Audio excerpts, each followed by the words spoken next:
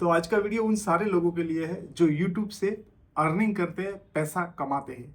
इस पे उनको टैक्स लगता है या नहीं लगता, जीएसटी भरना पड़ेगा या नहीं भरना पड़ेगा, वो सारी बातों में डिटेल से बात करेंगे और समझेंगे कि क्या करना है, क्या नहीं करना है। बहुत सारे ऐसे सोचते हैं यूट्यूबर कि हमें जो यूट्यूब से जो इनकम आती है उसके ऊपर हमें टैक्स पे करने की कोई ज़रूरत नहीं है, लेकिन ये 100% गलत भी नहीं है और 100% सही भी नहीं है। चलो इस वीडियो में बताते हैं स्टेप बाय स्टेप। सबसे पहले हम समझते हैं हमारा यूट्यूब से जो इनकम है वो कहाँ से आता है। तो यूट्यूब से इनकम जो हमारी आती है वो या तो एड से आती है या फिर कहीं आती है प्रमोशन से। तो सबसे पहले यूट्यूब एड से जो इनकम आती है उसको समझते हैं। हमारी जो इनकम आती है वो आयरलैंड से आती है। यूट्यूब में जो इनकम बेचता है वो आयरलैंड से बेचता है, और आयरलैंड से जब बेचता है तो वो हमारे ऊपर कोई जीएसटी लगाता नहीं है, तो हमें भी उसके लिए जीएसटी कोई देना नहीं पड़ता। मतलब एडसेंस से जो इनकम आएगी उस इनकम के आधार पे हमें कोई जीएसटी नहीं देना है, क्योंकि हमसे कोई लेता नहीं है तो हमको देना भी नहीं है। जीएसटी बेसिकली कहाँ लगता है? जब हमसे कोई जीएसटी लेता है या हम किसी से जीएसटी लेते हैं तब हमको वो आगे गवर्नमेंट को देना पड़ता है। ये एक केस हो गया, इसमें एडसेंस की बात आ गई। दूसरा, अगर आपने समझो आपके पास में कोई कंपनी आई और उसने बोली कि मेरे पास में ये एयरबड है और इसका आपको एडवर्टाइज करना है या आपको इसकी ऐड करनी है, तो आपने एक वीडियो बना दिया, वो ऐड की, उसकी आपकी डील हुई 2 लाख में, यानी 2 लाख में आपकी डील हुई। तो वहां पर आप क्या करोगे कि उस कंपनी को बोलोगे सर 2 लाख प्लस जीएसटी लूंगा। यानी कि जो जीएसटी क्यों लगता है, क्योंकि आपको आगे पे करना पड़ेगा। सबसे पहले ये समझते हैं कि जीएसटी हमें कब लगता है। जीएसटी अगर सर्विस इंडस्ट्रीज के अंदर आप आते हो, जैसे कि ये जो वीडियो है, हम वीडियो जो बनाते हैं वो सर्विस इंडस्ट्रीज के अंदर है, और सर्विस इंडस्ट्रीज के अंदर आते हैं आप कोर्स सेल करते हैं या फिर कोई प्रोग्राम सेल करते हैं, या तो उसके अंदर 20 लाख रुपए का स्लैब है, यानी 20 लाख के ऊपर जब आपकी इनकम जाएगी तब आपको जीएसटी पे करना पड़ेगा। और कोई कंज्यूमर जो प्रोडक्ट बनाता है या प्रोडक्ट बेच है, यानी कि ये कोई कंपनी प्रोडक्ट बनाती है या बेचती है, आप बेचते हैं, तो ये 40 लाख के अंदर आती है, यानी इसका टर्नओवर 40 लाख होगा, तब जाके 40 लाख से ऊपर निकलेगा तब आपको जीएसटी पे करना पड़ेगा। 2 चीजें आपको समझ में आएगी जीएसटी की। तो अभी समझते हैं कि हमें जीएसटी कब देना है। तो सबसे पहले हमने ये प्रोडक्ट के लिए ऐड की, हमने 2 लाख की हमारी डील हुई, तो हम उसको क्या कहेंगे कि सर उसके ऊपर हमारा जो जीएसटी बचता है वो जीएसटी आपको देना पड़ेगा। इसमें 2 कंडीशन हो सकती है। पहली कंडीशन ये हो सकती है कि 2 लाख के अंदर ही आपका GST include 2 lakh include GST हो सकता है, या 2 लाख प्लस जीएसटी हो सकता है। देखो, इंक्लूड हो गया अंदर 2 लाख के अंदर तो आपको जीएसटी पे करना पड़ेगा, और अगर बाहर है तो 2 लाख प्लस जीएसटी, यानी कि वो तो मतलब 36,000 रुपये, यानी 2 लाख का आप प्रमोशन कर रहे हो तो 36,000 रुपये आपको जीएसटी लेना पड़ेगा सामने वाले से। जब सामने वाले से जीएसटी लेंगे तब आप सामने पे कर सकते हैं।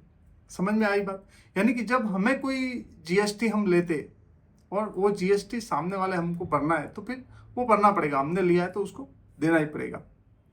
ऐसी चीज़ है, हम कहीं पे भी सामान लेने जाते हैं तो हमारे पास से जीएसटी लिया जाता है, तो वो जीएसटी आगे पे करता है। तो उसके लिए अभी बात आ गई कि सर हमें यूट्यूबर को बहुत सारी ऐसी है कि हमें सर कैसे जीएसटी लग जाएगा, हम तो कंटेंट क्रिएटर है, हम तो ऐसे। लेकिन नहीं, आप अगर इंडिया के अंदर है, भारत के अंदर है, तो आपको जीएसटी और इनकम टैक्स पे करना पड़ेगा, मैंडेटरी। वो आपको करना ही करना है, नहीं तो बाद में कभी भी आपके ऊपर कुछ भी चार्जेस, इनकम टैक्स की कोई नोटिस आ सकता है या बहुत सारी चीज़ें हो सकती है। तो उससे पहले ना हो, उससे पहले इनकम में से कुछ ना कुछ आपको सारी चीज़ें करनी पड़ेगी कि भाई मेरा, अगर समझिए आप अभी एक मोटी मोटी बात करते हैं कि यूट्यूब से आपका पूरे ईयर का इनकम जो आ रहा है वो टर्नओवर के अंदर आ रहा है 15 लाख। समझो 15 लाख आपका इनकम आ गया, 15 लाख आपका इनकम आ गया, वो भी आयरलैंड से इनकम आया।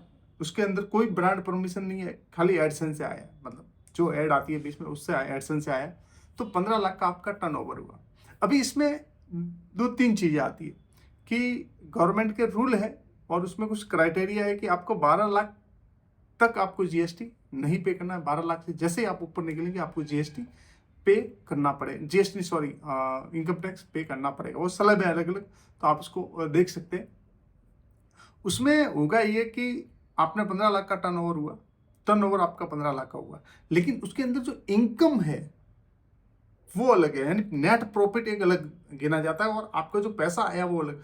वो 15 लाख रुपए आया, 15 लाख आया तो आपने अपने इस बिजनेस को चलाने के लिए, यानी वीडियो को और अच्छे बेटर बनाने के लिए आपने कैमरा ले लिया, समझो 2 लाख का कैमरा ले लिया, उसके बाद आपने लाइटें ले ली, उस लाइट को जीएसटी से आपने लाइट ले लिया, बिल करके आपने लाइट ले ली, एक अलग से और मोबाइल ले लिया, तो ये सारी चीजें करके आपने समझो सामान खरीद लिया 5 लाख का या 6 लाख का।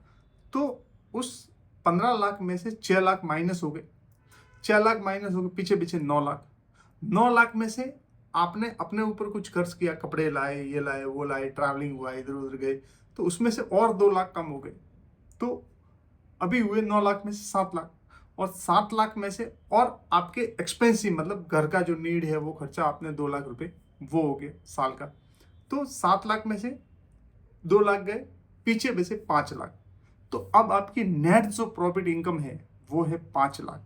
तो इस तरह से ये सारी चीजें होती है, समझना बहुत आसान है और ये समझना भी बहुत जरूरी है, क्योंकि हम कहीं ना कहीं इंडिया के अंदर रहते हैं, भारत के अंदर रहते हैं, तो हमको टैक्स पे करना पड़ेगा। इंसान कितना कमाता है, कितना बचेगा, वो डजंट मैटर, लेकिन उसको एक प्रायोरिटी है कि उसको टैक्स पे तो करना पड़ेगा। इसमें आप करते हैं या नहीं करते वो आपकी मर्जी, लेकिन मेरा काम था आपको बताना इस वीडियो के माध्यम से कि आपको टैक्स पे कितना करना पड़ता है, कितना नहीं करना पड़ता है, क्योंकि सर्विस इंडस्ट्री वालों के लिए अलग है और कोई प्रोडक्ट बेस है उसके लिए अलग है। तो दोस्तों ये था एक रूल के बारे में, इनकम टैक्स के रूल के बारे में, जो यूट्यूब से हमें इनकम आती है या एड से हमें जो इनकम आती है उसके ऊपर है। बाकी और भी अगर आप डिटेल में आप जानना चाहते हैं तो नीचे कमेंट बॉक्स में कमेंट करें, मैं आपको जल्दी मिलूंगा। Thank you, all the best.